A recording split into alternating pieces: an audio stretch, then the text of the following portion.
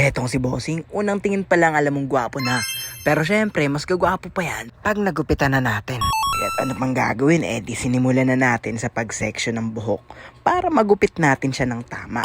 At ipit-ipit, ipit-ipit para mabigyan natin ng tamang length, tamang shape, at tamang kagwapuan. Dami kong daldal, di ko nasabi yung gupit ni Sir. Ang gusto niya sa likod ay malit. Nakamalit naman na siya. So, pinaiksi lang natin, pinaliit. Tapos sa gilid, low taper fade lang kasi naka-curtain style siya. Gusto natin nakikita pa rin yung fade kahit na nakalayla yung buhok niya mula sa taas.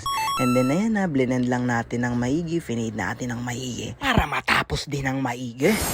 At syempre, pagkatapos ng lahat sa gilid, dumako na tayo sa taas na konti lang ang nakuha akong clip. Nagbawas lang naman ako dito ng length, tapos connect, and then texturize para talagang malupit at mas maganda yung flow pero hindi makakaligtas yan.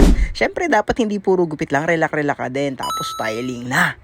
At makikita nyo na si Bossing pagdating niya dito sa akin. Pero pagkatapos ng lahat,